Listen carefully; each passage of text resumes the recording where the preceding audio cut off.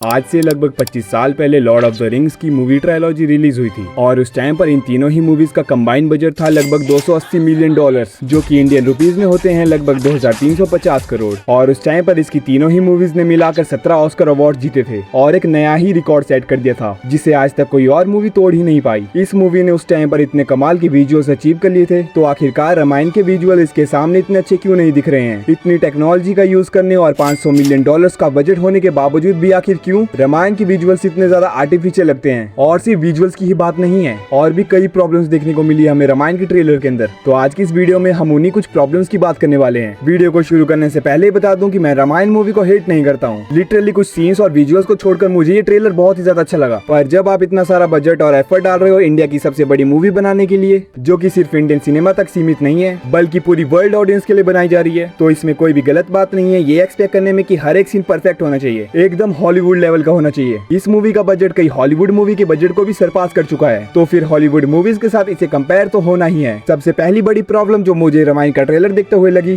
वो है लाइटिंग की प्रॉब्लम। मैं ऐसा नहीं बोल रहा हूँ कि सभी सीन्स के अंदर लाइटिंग खराब है, पर कुछ कुछ सीन ऐसे हैं जहाँ पर लाइटिंग फ्लैट लगती है और आर्टिफिशियल लगती है। मैं कोई भी प्रोफेशनल नहीं हूँ इस चीज के ऊपर बोलने के लिए, पर जो मुझे दिख रहा है मैं वही बोल रहा हूँ। जैसे कि तुम इस सीन को ही देख सकते हो, यहाँ पर कितनी ज्यादा प्लेन लाइटिंग लग रही है, कैरेक्टर्स के फेस के ऊपर कोई शेडो ही नहीं दिख रही है। पर सभी सीन्स की लाइटिंग खराब नहीं है, जितने भी रात के सीन है वो बहुत ही ज्यादा सुंदर लगते हैं देखने में। उन सीन्स के अंदर कोई भी कमी नहीं निकाल सकते हैं, इतने ज्यादा ब्यूटीफुल लगते हैं वो देखने में। अगली प्रॉब्लम जो मुझे ट्रेलर के अंदर लगी वो था सीजीआई कैरेक्टर्स का सीजीआई। इस पूरे ट्रेलर के अंदर हमें लगभग 5 बिग सीजीआई कैरेक्टर्स देखने को मिले, जिनमें से सिर्फ 2 का ही सीजीआई मुझे एक्चुअली अच्छा लगा, जो कि है फ्लाइंग वाइट एलिफेंट और जटायु। इन दोनों के डिजाइन और सीजीआई कमाल लगते हैं देखने में। इन दोनों को देखकर लगता है कि ये हॉलीवुड लेवल का सीजीआई है। और वहीं दूसरी तरफ इस ट्रेलर के अंदर हमें कुंभकर्ण, ये जंगल वाला राक्षस, और इस राक्षस का सीजीआई देखने को मिलता है जो कि श्री राम के साथ लड़ रहा है। एक तरफ तो कुछ सीजीआई कैरेक्टर्स देखने में इतने ज्यादा अच्छे लगते हैं और वहीं दूसरी तरफ कुछ देखने में इतने ज्यादा खास नहीं लगते हैं। ये इनकंसिस्टेंसी हमें आखिरकार क्यों देखने को मिल रही है? देखो, मुझे पता है कि ये अभी फाइनल प्रोडक्ट नहीं है, अभी भी काफी काम होना है इन कैरेक्टर्स के ऊपर, और आई होप सो मूवी आने तक ये सारी चीजें परफेक्ट हो जाए। जो अगली प्रॉब्लम मुझे ट्रेलर के अंदर लगी वो था इसका वायर वर्क। इसका वायर वर्क बिल्कुल भी स्मूथ नहीं है। साफ साफ पता लग जाता है कि कैरेक्टर्स यहाँ वायर का यूज करके कूद रहे हैं, जैसे कि तुम इस रावण वाले सीन में देख सकते हो कि रावण यहाँ पर कैसे कूद रहा है। साफ साफ पता चल रहा है कि यहाँ पर गंदा वायर वर्क हुआ है। ऐसा ही वायर वर्क तुम श्री राम वाले सीन में भी देख सकते हो, वो तो यहाँ पर पूरा कूदते हुए स्लाइड ही कर रहे हैं। कितना अजीब लग रहा है ये सीन देखने में। मुझे लगता है कि इन लोगों ने वायर वर्क के ऊपर बहुत बड़ा फंबल कर दिया है। तो मेरी जो अगली शिकायत इस ट्रेलर से है वो वही शिकायत है जो कि हमें आदिपुरुष मूवी के साथ भी थी, कि इन लोगों ने जंगल वाले सीन्स में जंगल में जाकर शूट ही नहीं किया है, बल्कि इन लोगों ने जंगल वाले सीन्स एक स्टूडियो के अंदर ग्रीन स्क्रीन के ऊपर शूट किए हैं, जो कि यही सेम चीज आदिपुरुष के टाइम पर भी हुई थी और लोगों ने उसके ऊपर कितना बड़ा बवाल खड़ा कर दिया था, तुम्हें तो याद ही होगा। और मैं एक्सपेक्ट नहीं कर रहा था कि रामायण के अंदर भी हमें ऐसा ही देखने को मिलेगा। सच बताऊं तो जंगल वाले सीन्स इतने ज्यादा अच्छे लगते ही नहीं देखने में। एक तो इन लोगों ने इतनी ज्यादा गोल्डन लाइट मार रखी है कि सारे जंगल वाले सीन्स आर्टिफिशियल लगते हैं। तो यही थे कुछ प्रॉब्लम जो मुझे इस ट्रेलर के अंदर देखने को मिले। तो फिर आज की वीडियो में इतना ही रखते हैं। मैं मिलता हूँ तुमसे अगली वीडियो में, तब तक के लिए बाय।